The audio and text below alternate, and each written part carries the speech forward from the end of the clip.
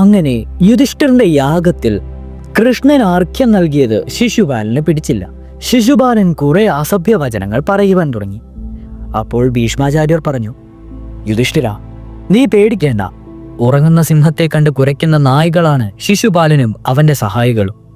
സിംഹം ഉണർന്നെഴുന്നേൽക്കുന്നതുവരെ മാത്രമേ നായ്കൾ കുരയ്ക്കുകയുള്ളൂ. ഇത് കേട്ടപ്പോൾ ശിശുപാലന്റെ സമനില തെറ്റി.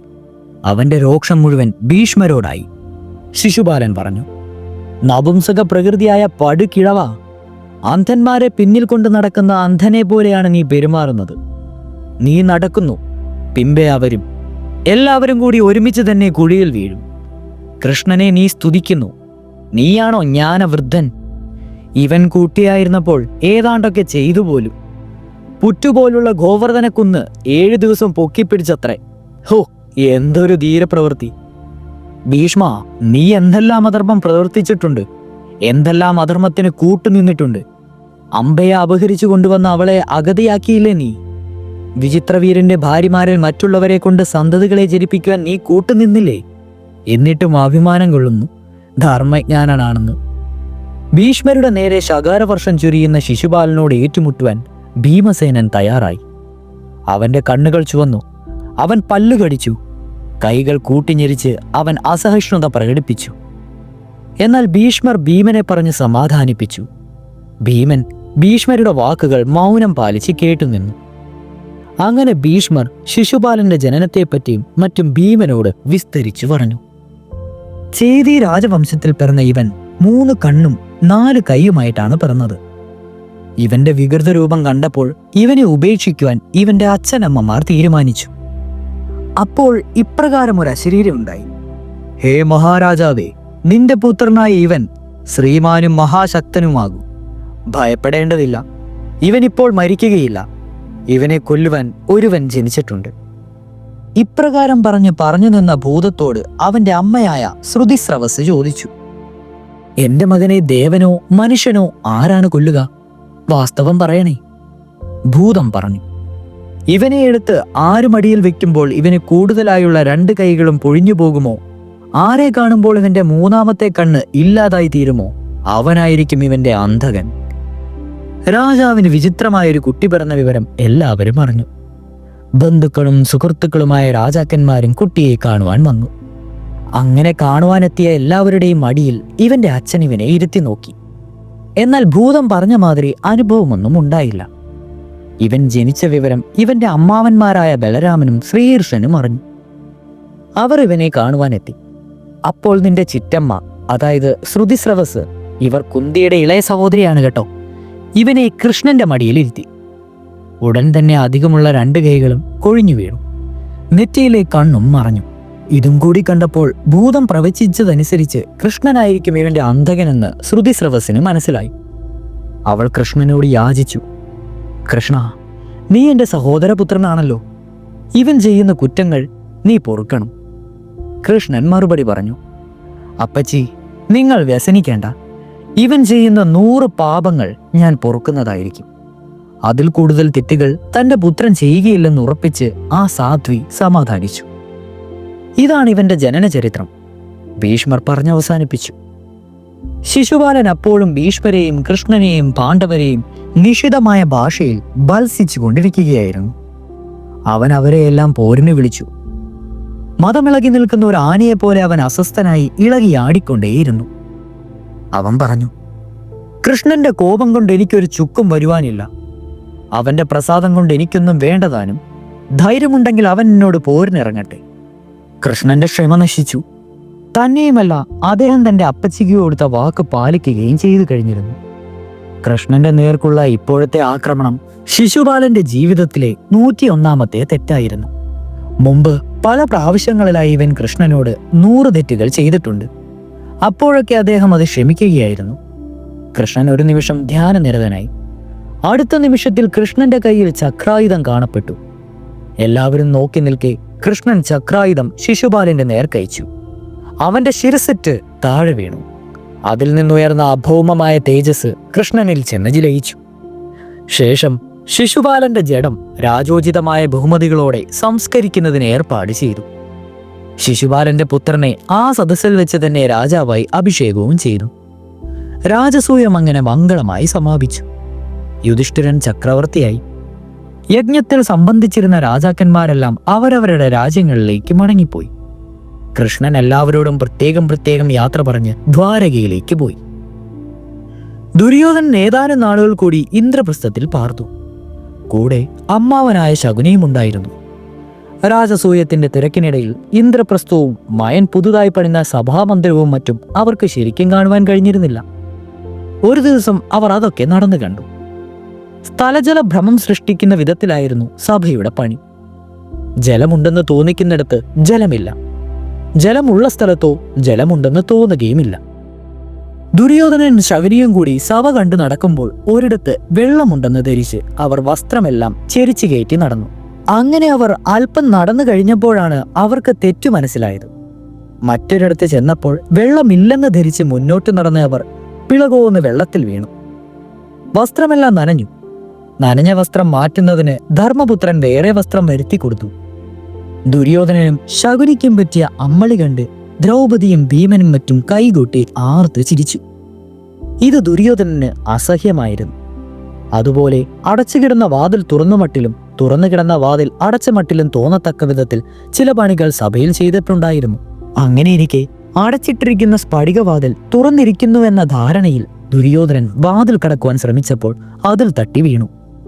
ഒരിടത്ത് തുറന്നു കിടന്ന സ്ഫടിക നിർമ്മിതമായ വാതിൽ അടച്ചിരിക്കുകയാണെന്നുള്ള ധാരണയിൽ അകത്തേക്ക് കയറാതെ പിന്മാറി. ഇതും പാണ്ഡവരുടെ പരിഹാസത്തിന് കാരണമായി. ഇപ്രകാരം പല വിധത്തിൽ അമ്മളി പറ്റി പരിഹാസത്തിനെതിരെയായി ദുര്യോധനനും ശകുനിയും. അങ്ങനെ ഏതാനും ദിവസങ്ങൾക്ക് ശേഷം ഹസ്തിനാപുരിയിലേക്ക് അവർ മടങ്ങുകയും ചെയ്തു. ഗൃഹത്തിലെത്തിയ ദുര്യോധനൻ സദാ പാണ്ഡവന്മാരുടെ ഐശ്വര്യത്തെപ്പറ്റി ഓർത്ത് മനസ്സ് പുണ്ണാക്കിക്കൊണ്ടേയിരുന്നു. അവന്റെ മുഖത്ത് വിഷാദം തളം കെട്ടി നിന്നു. എപ്പോഴും നെടുവീർപ്പ് കൊണ്ട് എല്ലാറ്റിൽ നിന്നും ഒഴിഞ്ഞു മാറി നിന്നിരുന്നു. ഇങ്ങനെ നിന്നിരുന്ന ദുര്യോധനനെ സമീപിച്ച് ശകുനി അവന്റെ ഖേദകാരണം തിരക്കി. ദുര്യോധനൻ പറഞ്ഞു, അമ്മാവാ, ഇന്ദ്രപ്രസ്ഥത്തിലെ ധാടിമോടികൾ അമ്മാവൻ കണ്ടില്ലേ? പാണ്ഡവന്മാരുടെ പ്രതാപം കണ്ടില്ലേ? അവർക്ക് വിലപിടിച്ച രത്നങ്ങളും സ്വർണവും വസ്ത്രങ്ങളും മറ്റും കാഴ്ചവെച്ച് എല്ലാ രാജാക്കന്മാരും ബഹുമാനിക്കുന്നത് കണ്ടില്ലേ? അവരുടെ പദവിയുമായി തട്ടിച്ചു നോക്കുമ്പോൾ ഞാൻ എത്ര നിസാരനാണ്. എനിക്കിങ്ങനെ ജീവിച്ചിരിക്കണമെന്ന് ആഗ്രഹമില്ല. ഞാൻ തീയിൽ ചാടി മരിക്കും, അല്ലെങ്കിൽ വിഷം കഴിച്ച് മരിക്കും. ശത്രുവിൻ്റെ സമൃദ്ധി കണ്ട് മനസ്സമാധാനത്തോടെ എങ്ങനെയാണ് ജീവിക്കുക?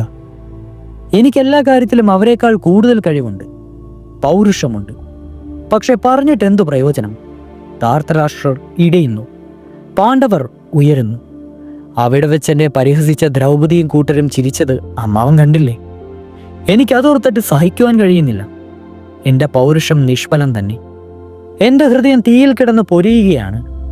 അമ്മാവ, ഞാൻ ജീവൻ ഒടുക്കുവാൻ തന്നെ തീരുമാനിച്ചു. ശകുനി മറുപടി പറഞ്ഞു, ദുര്യോധന, നീ പാണ്ഡവരിൽ അമർഷം കൊണ്ടതുകൊണ്ട് കാര്യമില്ല. അവരെ ജയിക്കുന്നതിന് ഒരു എളുപ്പ വഴിയുണ്ട്. കൗശലം പ്രയോഗിച്ച് നമുക്കവരെ ജയിക്കാം. അവരുടെ പ്രതാപം എടുക്കാം. അവരുടെ ധനവും രാജ്യവും തന്നെയും നമ്മുടെ കൈവശത്തിലാക്കാം. ദുര്യോധനൻ നിരാശ കൈവെടിഞ്ഞ് ഉത്സാഹഭരിതനായി ചോദിച്ചു, എന്ത്? അവരുടെ ധനവും രാജ്യവുമൊക്കെ നമ്മുടെ കൈവശത്തിലാകുമെന്നോ? എന്താണ് അമ്മാവ അതിനുള്ള വഴി? അവിടുന്ന് എന്താണ് ഈ പറയുന്നത്? ശകുനി മറുപടി പറഞ്ഞു, യുധിഷ്ഠിരൻ ചൂതുകളിയിൽ വലിയ ഭ്രമമുള്ള ആളാണ്. എന്നാൽ അതിൽ ചാതുര്യമില്ലാതാനും. അവനെ ചൂതിന് വിളിച്ചാൽ ഒഴിഞ്ഞു മാറുകയില്ല. ഒഴിഞ്ഞു മാറുന്നത് രാജധർമ്മവുമല്ല. നീ അവനെ ചൂതാടാൻ വിളിക്കുക. ഞാൻ നിനക്ക് വേണ്ടി കളിക്കാം. എൻ്റെ സാമർഥ്യം കൊണ്ട് ഞാൻ യുധിഷ്ഠിരനെ പരാജയപ്പെടുത്താം. അവൻ്റെ ധനവും രാജ്യവും നിനക്കായി നേടിത്തരാം. ഇതെല്ലാം നിന്റെ അച്ഛനോട് പറയുക. അദ്ദേഹം സമ്മതിച്ചാൽ നമുക്ക് ചൂത് കളിച്ച് നിശ്ചയമായും അവരെ തോൽപ്പിക്കാം. ശകുനിയും ദുര്യോധനനും കൂടി ധൃതരാഷ്ട്രരെ സമീപിച്ചു. ശകുനി പറഞ്ഞു, അല്ലയോ മഹാരാജാവേ, അങ്ങയുടെ പ്രിയപുത്രന്റെ സ്ഥിതിയൊന്നും അറിയില്ലെന്ന് തോന്നുന്നു. ദുര്യോധനൻ ഊണും ഉറക്കവുമില്ലാതെ ക്ഷീണിതനായിരിക്കുന്നു. മനോവ്യാധിയാൽ അവൻ മരണത്തിന്റെ മടിത്തട്ടിൽ കിടക്കുകയാണ്. അവന്റെ ഹൃദയവിധയെക്കുറിച്ച് അങ്ങൊന്നും ചിന്തിക്കാത്തത് എന്തുകൊണ്ടാണ്? ധൃതരാഷ്ട്രൻ മറുപടി പറഞ്ഞു, മകനേ ദുര്യോധന, നീ എന്തിനാണ് ദുഃഖിക്കുന്നത്? ഇവിടെയുള്ള എല്ലാ ഐശ്വര്യവും സ്ഥിതി ചെയ്യുന്നത് നിന്നിലല്ലേ? നിനക്ക് എന്താണ് കുറവ്? ദുര്യോധനൻ മറുപടി പറഞ്ഞു, എന്തിൻ്റെ കുറവാണെന്ന് അച്ഛൻ ചോദിക്കുന്നു. പാണ്ഡവന്മാരുടെ പ്രതാപ ഐശ്വര്യങ്ങളുമായി താരതമ്യപ്പെടുത്തുമ്പോൾ എനിക്ക് എന്താണുള്ളത്? ഒന്നുമില്ല. ഞാൻ വെറും തെണ്ടി. രാജസൂയ നടന്നപ്പോൾ ഇന്ദ്രപ്രസ്ഥത്തിൽ കണ്ട കാഴ്ചകളൊക്കെ എൻ്റെ മനസ്സിനെ എപ്പോഴും അലട്ടിക്കൊണ്ടേയിരിക്കുന്നു. ഭാരതമെമ്പാടുമുള്ള രാജാക്കന്മാർ പാണ്ഡവന്മാർക്ക് കപ്പം കൊടുക്കുന്നു. അവർ കൊണ്ടുകൊടുത്ത കാഴ്ചദ്രവ്യങ്ങൾ എന്തൊക്കെയായിരുന്നുവെന്ന് വിവരിക്കുവാൻ പോലും സാധ്യമല്ല. ഇന്ദ്രപ്രസ്ഥത്തിൽ കണ്ടിടത്തോളം ഐശ്വര്യം സമൃദ്ധിയും ഇന്ദ്രലോകത്ത് പോലും ഞാൻ കണ്ടിട്ടില്ല. അങ്ങനെ ഉണ്ടായിരിക്കുമെന്ന് ഞാൻ തോന്നുന്നുമില്ല. ഇതെല്ലാം കണ്ട് എൻ്റെ ഉള്ള് ചുട്ടു നീറുന്നു. ശകുനി മറുപടി പറഞ്ഞു, രാജാവേ, ദുര്യോധനൻ പറയുന്നതിൽ കാര്യമുണ്ട്. പാണ്ഡവന്മാരുടെ വളർച്ച അസൂയാർഹമാണ്. അവരെ ജയിക്കുവാൻ എളുപ്പമായ ഒരു മാർഗമുണ്ട്. യുധിഷ്ഠിരൻ വലിയ ദ്യൂത, അതായത് ചൂതുകളി പ്രിയനാണ്. അദ്ദേഹത്തെ ക്ഷണിച്ചാൽ നിരസിക്കുകയില്ല. അദ്ദേഹത്തെ ചൂതുകളിയിൽ തോൽപ്പിച്ച് അവരുടെ സമ്പത്തൊക്കെ നേടിയെടുക്കാം. ദുര്യോധനൻ മറുപടി പറഞ്ഞു, അച്ഛാ, അമ്മാവൻ പറഞ്ഞത് കേട്ടില്ലേ? അമ്മാവനെ പോലെ അക്ഷജ്ഞാനനായ, അതായത് ചൂതുകളിക്കാരനായ ഒരാൾ ഈ ലോകത്തില്ല. അമ്മാവൻ യുധിഷ്ഠിരനെ പരാജയപ്പെടുത്തി അവരുടെ സമ്പത്ത് മുഴുവൻ നമുക്ക് നേടിത്തരും, അച്ഛൻ അനുവദിച്ചാലും. ധൃതരാഷ്ട്രർ മറുപടി പറഞ്ഞു, വിതുരൻ ബുദ്ധിമാനായ മന്ത്രിയാണ്. അവനുമായി ആലോചിച്ച് ഞാനൊരു തീരുമാനമെടുക്കാം. ദുര്യോധനൻ മറുപടി പറഞ്ഞപ്പോൾ, വിതുരനുമായി ആലോചിച്ചാൽ നിശ്ചയമായും അങ്ങേ ഇതിൽ നിന്ന് അവർ പിന്തിരിപ്പിക്കും. അച്ഛാ, അച്ഛൻ ചൂതുകളിക്ക് സമ്മതിച്ചില്ല എങ്കിൽ ഞാൻ തീർച്ചയായും ആത്മഹത്യ ചെയ്യും. എൻ്റെ മരണശേഷം അച്ഛൻ വിതുരനോടൊപ്പം സുഖമായി വാഴുക. എന്നെ കൊണ്ട് ഇനി അച്ഛനെ എന്താണ് കാര്യം? ദുര്യോധനന്റെ ആഗ്രഹം സാധിച്ചില്ലെങ്കിൽ അത് അവന്റെ മരണത്തിനിടയാക്കിയാക്കുമോ എന്ന് ഭയന്ന് ധൃതരാഷ്ട്രൻ മനസ്സില്ലാ മനസ്സോടെ അവനെ സമാധാനിപ്പിക്കുവാനായി പറഞ്ഞു. ശരി, ഏതായാലും ചൂതുകളിക്ക് ആവശ്യമായ മനോഹരമായ ഒരു സഭ പണിയുക. അത് തീർന്നു കഴിയുമ്പോൾ എന്നെ അറിയിക്കണം. യുധിഷ്ഠിരനെ ക്ഷണിക്കുന്ന കാര്യം പിന്നീട് ആലോചിക്കാം. ധൃതരാഷ്ട്രർ വിതുരനുമായി ഇക്കാര്യം ആലോചിക്കുവാൻ തീരുമാനിച്ചു. വിതുരർക്ക് ആളയിച്ചു. വിതുരൻ ജ്യേഷ്ഠന്റെ മുമ്പാകെ എത്തി. യുധിഷ്ഠിരനുമായി ചൂതാട്ടം നടത്തുന്നതിനുള്ള ദുര്യോധനന്റെ ആഗ്രഹം അറിയിച്ചു. വിതുരൻ പറഞ്ഞു, ജ്യേഷ്ഠ, ചൂതുകളി മൂലം മക്കൾ തമ്മിൽ ഇടയുവാനിടയുണ്ട്. അതുകൊണ്ട് അത് വേണ്ടെന്നാണ് എൻ്റെ അഭിപ്രായം. ധൃതരാഷ്ട്രൻ മറുപടി പറഞ്ഞു, ഏയ്, അങ്ങനെയൊന്നും ഭയപ്പെടേണ്ട. പാണ്ഡവന്മാരോട് ദുര്യോധനാദികൾക്ക് ഇടയുവാൻ ഇടയുണ്ടാകില്ല. ഞാനും നീയും ഭീഷ്മരും ദ്രോണരും മറ്റുമുള്ളപ്പോൾ അവർ തമ്മിൽ ശണ്ട കൂടുവാൻ ഇടയാവുകയില്ല. വിതുരൻ കൂടുതലൊന്നും പറയാതെ ഭീഷ്മരുടെ അടുത്തിലേക്ക് പോയി. ധൃതരാഷ്ട്രരുടെ കൽപ്പന പ്രകാരം സഭാമന്ദിരത്തിന്റെ പണി തുടങ്ങി. അനേകം ശില്പികളുടെ ശ്രമഫലമായി കുറഞ്ഞ ദിവസങ്ങൾക്കുള്ളിൽ സഭയുടെ പണി പൂർത്തിയായി. ദുര്യോധനൻ ഈ വിവരം ധൃതരാഷ്ട്രരെ അറിയിച്ച് യുധിഷ്ഠിരനെ ചൂതാട്ടത്തിന് ക്ഷണിക്കുവാൻ അദ്ദേഹത്തെ നിർബന്ധിച്ചു. ധൃതരാഷ്ട്രർ പറഞ്ഞു, മകനെ, നമുക്ക് ഈ ചൂത് വേണ്ട. വിതുരൻ അതിനെതിരാണ്. അവൻ മഹാബുദ്ധിമാനും എല്ലാം അറിയുന്നവനുമാണ്. ചൂത് നിമിത്തം പിണക്കമുണ്ടാകും. പിണങ്ങിയാൽ നാടുകെടും. പരിപുഷ്ടമായ ഒരു രാജ്യം നിന്റെ അധീനതയിലുണ്ടല്ലോ. നീ അതുകൊണ്ട് തൃപ്തിപ്പെടുക. പരദ്രവ്യത്തെ ആഗ്രഹിക്കുന്നത് നന്നല്ല.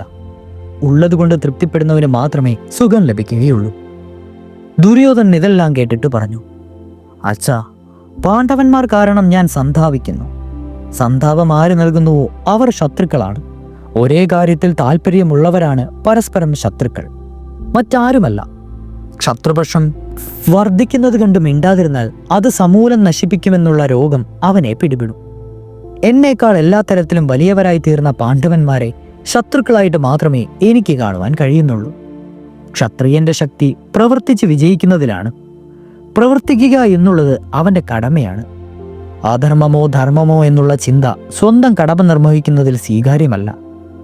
ഒരാൾ നേടിയ സമ്പത്ത് മറ്റൊരാൾ അപഹരിച്ചുവെന്ന് വരും. രാജധർമ്മം അങ്ങനെയാണ്. പാണ്ഡവന്മാരുടെ സമ്പൽ സമൃദ്ധി എനിക്കുണ്ടാവണമെന്ന് ഞാൻ ആഗ്രഹിക്കുന്നു. ഇനിയും എനിക്കത് നേടുവാൻ കഴിഞ്ഞിട്ടില്ല. ഇപ്പോഴത്തെ നിലയിൽ ഞാൻ ജീവിച്ചിരിക്കുന്നത് കൊണ്ട് എന്ത് പ്രയോജനമാണുള്ളത്? ഞാൻ ജീവിതം അവസാനിപ്പിക്കുവാൻ തന്നെ തീരുമാനിക്കുകയാണ്. ധൃതരാഷ്ട്രർ മറുപടി പറഞ്ഞു, മകനെ, ബലവാന്മാരുമായുള്ള വൈരം നന്നെന്ന് എനിക്ക് തോന്നുന്നില്ല. വൈര മനോഭാവം മാറ്റുക. നീ ചിന്തിക്കുന്നത് അനർത്ഥമുണ്ടാക്കുന്ന അർത്ഥത്തെയാണ്. അത് തീവ്രമായ കലഹത്തിന്റെ മാർഗമാണ്. ദുര്യോധനൻ പറഞ്ഞു, അച്ഛാ, പണ്ടുള്ളവരും ചൂതുകളിൽ ഏർപ്പെട്ടിട്ടില്ലേ? അതുകൊണ്ട് യുദ്ധവും നാശവും സംഭവിച്ചിട്ടുണ്ടോ? അമ്മാവൻ പറഞ്ഞ കാര്യം അച്ഛൻ കൈക്കൊള്ളുക. അമ്മാവൻ വിതുരനെ പോലെയല്ല. നമുക്ക് ദോഷമുണ്ടാകുന്നതൊന്നും അമ്മാവൻ ഉപദേശിക്കുകയില്ല. വിതുരൻ നമ്മുടെ കൂടെ നിൽക്കുന്നുവെന്ന് ഭാവിക്കുന്നുവെങ്കിലും മനസ്സാലെ പാണ്ഡവരുടെ കൂടെയാണ്. അച്ഛൻ യുധിഷ്ഠിരനെ ക്ഷണിക്കുക. ധൃതരാഷ്ട്രർ പിന്നീടൊന്നും ആലോചിച്ചില്ല. മകന്റെ ഇംഗിതം സാധിച്ചു കൊടുക്കുവാൻ തീരുമാനിച്ചു. എല്ലാ ദൈവ ഇച്ഛയാണെന്ന് കരുതി ഉടൻ തന്നെ വിതുരനെ വരുത്തി പറഞ്ഞു, രാജപുത്രനായ യുധിഷ്ഠിരനെ എന്റെ കൽപ്പന പ്രകാരം ഇവിടേക്ക് കൂട്ടിക്കൊണ്ടുവരിക. നാം പുതുതായി പണി കഴിപ്പിച്ച സഭ യുധിഷ്ഠിരൻ സഹോദരന്മാരോടും കൂടി വന്ന് കാണട്ടെ. പിന്നെ സൗഹൃദപൂർവം ചൂതുകളിയും നടക്കട്ടെ. രാജകൽപ്പന അനുസരിക്കുവാൻ ബാധ്യസ്ഥരായ വിതുരൻ രാജാവിനോട് പറഞ്ഞു, ഭവാന്റെ ആജ്ഞ അപകടം വരുത്തുമെന്ന് ഞാൻ ഭയപ്പെടുന്നു. കുലനാശകരമായ ഈ ചൂതുകളി ലോകം മുടിക്കും. ധൃതരാഷ്ട്രം മറുപടി പറഞ്ഞു, ഒരാപത്തും സംഭവിക്കുകയില്ല. എല്ലാം വിധിയുടെ കൽപ്പനയാണ്. ഒന്നും സ്വതന്ത്രമല്ല. എല്ലാം ആ മഹാശക്തിയുടെ ഇഷ്ടമാണ്. അതുകൊണ്ട് നീ ഉടൻ തന്നെ പോയി പാണ്ഡവരെ കൂട്ടിക്കൊണ്ടുവരിക. വിതുരൻ ഒന്നും മിണ്ടാതെ പോയി. അങ്ങനെ വിതുരൻ ഇന്ദ്രപ്രസ്ഥത്തിലെത്തി. പാണ്ഡവർ തങ്ങളുടെ ഇളയച്ചനെ വാത്സല്യത്തോടെ ഉപചരിച്ചു. കുശല പ്രശ്നങ്ങൾക്ക് ശേഷം ധൃതരാഷ്ട്രരുടെ സന്ദേശം താഴെ പറയുന്ന വാക്കുകളിൽ വിതുരൻ അറിയിച്ചു. നിന്റെ ഭ്രാതാക്കൾക്ക് ഞാനിവിടെ ഒരു സഭ പണിയിച്ചിരിക്കുന്നു. അത് വന്ന് കാണുക. ഉണ്ണി, നിങ്ങൾ വന്ന് ഭ്രാതാക്കളോട് ചേർന്ന് സുഹൃത്താദ്യൂതം ചെയ്ത് രമിക്കുക. നിങ്ങളുമായി ചേരുന്നത് ഞങ്ങൾക്ക് വലിയ സന്തോഷമുള്ള കാര്യമാണ്. യുധിഷ്ഠിരൻ ഇത് കേട്ടു പറഞ്ഞു, ചൂതിൽ കലഹമുണ്ടാകുവാൻ സാധ്യതയുണ്ട്. ഈ ദ്യൂതം യുക്തമാണെന്ന് ഇളയച്ചന് തോന്നുന്നുണ്ടോ? വിതുരൻ പറഞ്ഞു, ചൂത് അനർത്ഥത്തിന്റെ വിത്താണെന്ന് ഞാൻ കരുതുന്നു. അതില്ലാതാക്കുവാൻ ഞാൻ വളരെ പരിശ്രമിച്ചു. പക്ഷേ ഫലമുണ്ടായില്ല. രാജകൽപ്പനയായി എന്നെ അയക്കുകയാണ് ഉണ്ടായത്. യുധിഷ്ഠിരൻ മറുപടി പറഞ്ഞു, മകൻ അച്ഛനെന്നും പ്രിയപ്പെട്ടവനാണ്. വല്യച്ഛന്റെ ആജ്ഞയെ ഞാൻ ധിക്കരിക്കുകയില്ല. ധാർത്തരാഷ്ട്രന്മാരൊഴികെ മറ്റാരോടും ഞാൻ ചൂത് കളിക്കുകയില്ല. എന്നാൽ ആരെങ്കിലും എന്നെ വെല്ലുവിളിച്ചാൽ ഞാൻ പിന്മാറുകയുമില്ല. അതെന്റെ ജീവിത വ്രതമാണ്. അങ്ങനെ പാണ്ഡവർ ഹസ്തിനാപുരിയിലേക്ക് തിരിച്ചു. അടുത്ത ദിവസം തന്നെ പാണ്ഡവന്മാർ കുന്തിദേവിയോടും ദ്രൗപദിയോടും അനുയായികളോടും കൂടി ഹസ്തിനാപുരിയിലെത്തി.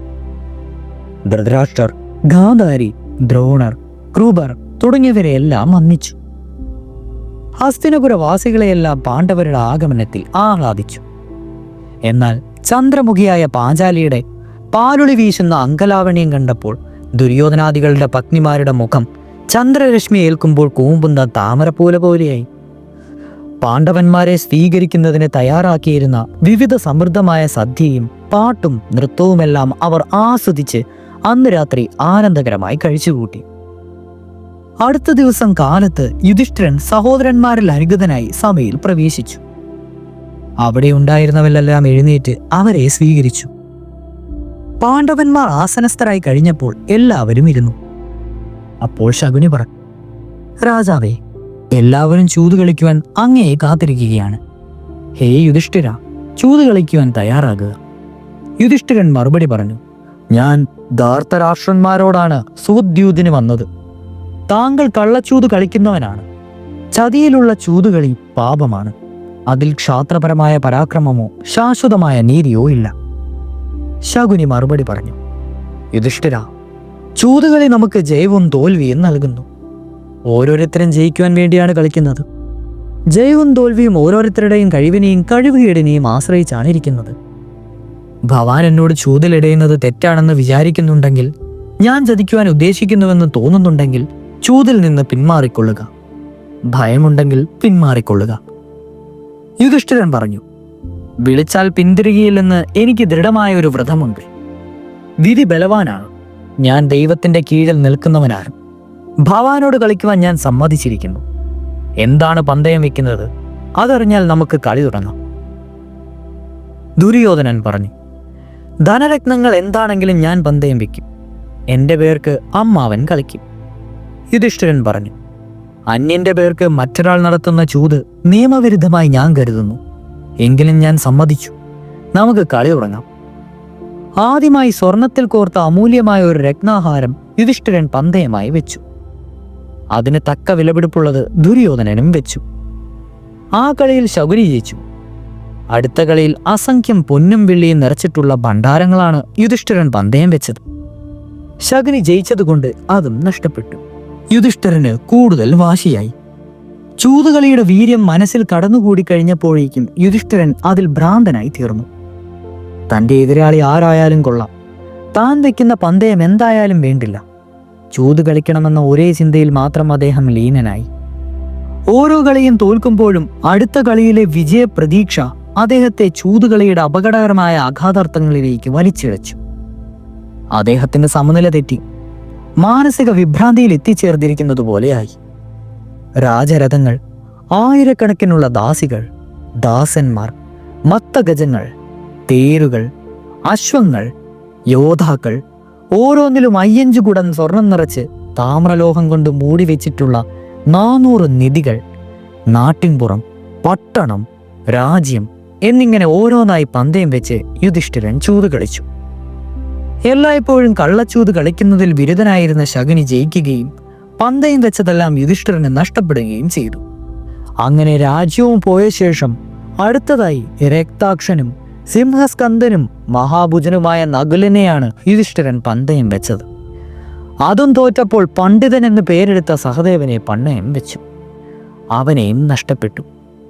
ഒരരിശം മൂത്ത് കിണറ്റിൽ ചാടിയാൽ 7 അരിശം കൊണ്ട് അതിൽ നിന്ന് കയറുവാൻ പറ്റുകയില്ലെന്നൊരു പഴഞ്ചൊല്ലുണ്ട്. ഉന്മത്തിനായി കുണ്ടിൽ ചാടുന്നവൻ ഇളകുവാൻ ശക്തിയില്ലാതെ അവിടെ തന്നെ നിന്നു പോകുന്നു. യുധിഷ്ഠിരന്റെ സ്ഥിതി അതുപോലെയായി. മാതൃസൂതന്മാർ പന്തയത്തിൽ നഷ്ടപ്പെട്ടു കഴിഞ്ഞു. എങ്കിലും ചൂതാട്ടം നിർത്തുവാൻ യുധിഷ്ഠിരൻ തയ്യാറായില്ല. അദ്ദേഹം പറഞ്ഞു, ശത്രുക്കളെ എപ്പോഴും ജയിക്കുന്നവനും രാജപുത്രനും തേജസ്വിയുമായ അർജുനനെ പന്തയം വെക്കുവാൻ പറ്റിയ വസ്തുവല്ല. എന്നാലും അവനെയും പന്തയം വെച്ച് ഞാൻ നിന്നോട് കളിക്കുന്നു. ശകുനിക്ക് സന്തോഷമായി. അവൻ തന്നെ ഈ പ്രാവശ്യവും ജയിച്ചു. അവൻ പറഞ്ഞു, പാണ്ഡവന്മാരിൽ ധനുർധരനായ സവ്യസാചിയെ ഞാൻ ജയിച്ചിരിക്കുന്നു. ഇനിയും നിന്റെ മുതലായി ഭീമൻ മാത്രമല്ലേ ബാക്കിയുള്ളൂ, അവനെയും പണയം വെച്ചുകൊള്ളുക. യുധിഷ്ഠിരൻ മറുപടി പറഞ്ഞു, അങ്ങനെ തന്നെ. ഭീമൻ ബലം കൊണ്ട് എതിരില്ലാത്തവനും വീരനും ശത്രുജ്ഞനും അതുല്യനുമാണ്. അവനെ തന്നെ പന്തയം വെച്ച് ഞാനിതാ കളിക്കുന്നു. ആ കളിയിലും ശകുനി തന്നെ ജയിച്ചു വന്നു. ഇനിയും പന്തയം വെക്കുന്നതിന് ഒന്നും ശേഷിച്ചിട്ടില്ലെന്ന് ബോധ്യമായപ്പോഴും യുധിഷ്ഠിരന്റെ വാശി അവസാനിച്ചിട്ടില്ല. യുധിഷ്ഠിരൻ പറഞ്ഞു, ഇനിയും ഞാൻ മാത്രമേ ബാക്കിയുള്ളൂ. എന്നെ തന്നെ പന്തയം വെക്കുന്നു. തോറ്റാൽ ഞാനും മറ്റുള്ളവരെ പോലെ ദാസ്യാവൃത്തി എടുത്തുകൊള്ളാം. ശകുനിക്ക് ജയിക്കുവാൻ ഒട്ടും പ്രയാസമുണ്ടായിരുന്നില്ല. അവൻ ആഹ്ലാദത്തോടെ വിളിച്ചു പറഞ്ഞു, ഞാൻ ജയിച്ചിരിക്കുന്നു, ഞാൻ ജയിച്ചിരിക്കുന്നു. യുധിഷ്ഠിരൻ ഇരികത്താവി മൂടനായിരുന്നു. ശകുനി വിട്ടില്ല.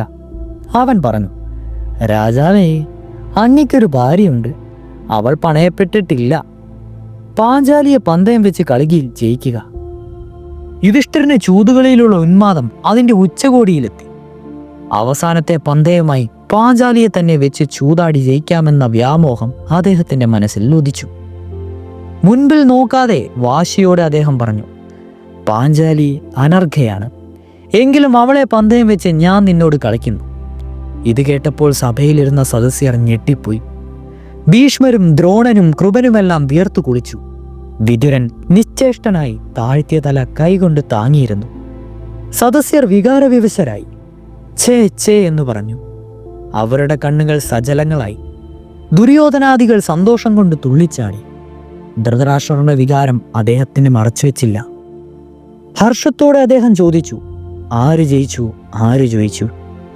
കള്ളച്ചൂതാടിയിട്ട് ശകുനി വിളിച്ചു പറഞ്ഞു, ഞാൻ ജയിച്ചു, ഞാൻ ജയിച്ചു.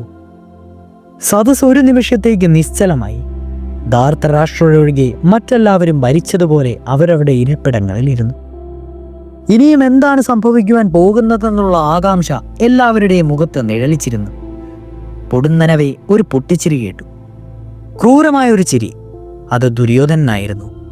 തുടർന്നവൻ പറഞ്ഞു, അല്ലയോ വിതുരരെ, താങ്കൾ പോയി ദാസിയായ ദ്രൗപദിയെ ഇങ്ങോട്ട് കൂട്ടിക്കൊണ്ടുവരൂ. അവളെന്റെ ദാസിയായി തീർന്നിരിക്കുന്നു. അവളെന്റെ ഗ്രഹം അടിച്ചു വാരട്ടെ. വിതുരൻ പറഞ്ഞു, ഛേ മൂടാ, നീ എന്തു പറഞ്ഞു? ദ്രൗപദി നിന്റെ ദാസിയോ? യുധിഷ്ഠിരൻ തന്നെത്താൻ പന്തയത്തിൽ വെച്ച് തോറ്റപ്പോൾ അവൻ അടിമയായി കഴിഞ്ഞു. ഒരടിമയ്ക്ക് സ്വതന്ത്രരെ പന്തയം വെക്കുവാൻ അവകാശമില്ല. അപ്രകാരം പന്തയം വെച്ചാൽ അത് സാധുവല്ല. അടിമയിൽ നിന്നും കിട്ടാവുന്ന പന്തയവസ്തു സ്വപ്നത്തിൽ കിട്ടുന്ന ധനം പോലെ അനുഭവയോഗവും ആഗവുമില്ല. അതുകൊണ്ട് പാഞ്ചാലി ദാസയായിട്ടില്ല. എടാ ദുര്യോധന, നിന്റെ നാശം അടുത്തു കഴിഞ്ഞു. മുള അതിന്റെ നാശകാലത്തെ പൂക്കുകയുള്ളൂ. അതുപോലെയാണ് നിന്റെ സ്ഥിതി. മാൻ ചെന്ന് വ്രാക്രങ്ങളോട് എതിർക്കുകയാണ്. നീ കാലന്റെ കയറാൽ കെട്ടപ്പെട്ടിരിക്കുന്നു. ദുര്യോധനൻ പുച്ഛത്തോടെ വിതുരനെ നോക്കി. അവന്റെ ഒരു കിങ്കരനായ പ്രതിഗാമിയെ വിളിച്ചു പറഞ്ഞു, ഈ വിതുരൻ ഒരൽപ്പനാണ്. നീയൊട്ടും ഭയപ്പെടാതെ പോയി ദ്രൗപദിയെ ഇങ്ങോട്ട് കൂട്ടിക്കൊണ്ടുവരിക. പ്രാതിഗാമി ദ്രൗപദിയുടെ മുറിയിലെത്തി.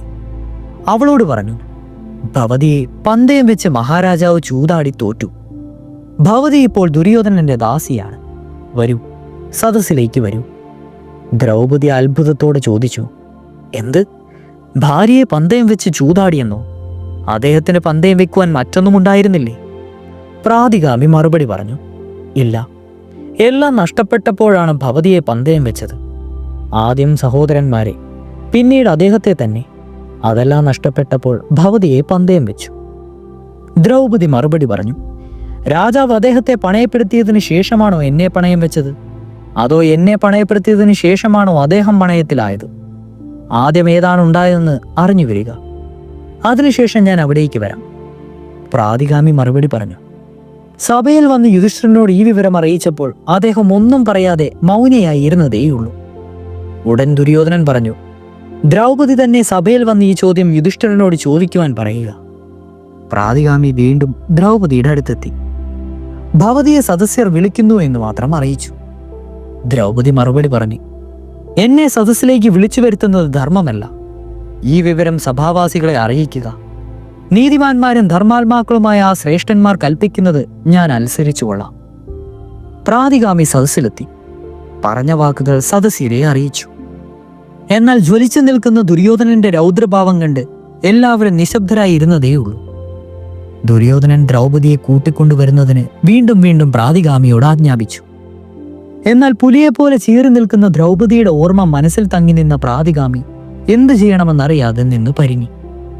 ഇതു മനസ്സിലാക്കിയ ദുര്യോധനൻ അനുജനായ ദുശാസനോട് പറഞ്ഞു, ദുശാസന, നീ തന്നെ പോയി പാഞ്ചാലിയെ ഇങ്ങോട്ട് കൊണ്ടുവരൂ. അടിമകളായ പാണ്ഡവന്മാർക്ക് നിന്നോടൊന്നും ചെയ്യുവാൻ കഴിയില്ല. ഇത് കേൾക്ക താമസം ദുശാസനൻ പാഞ്ചാലിയുടെ അടുത്ത് ചെന്ന് കുതിച്ചു.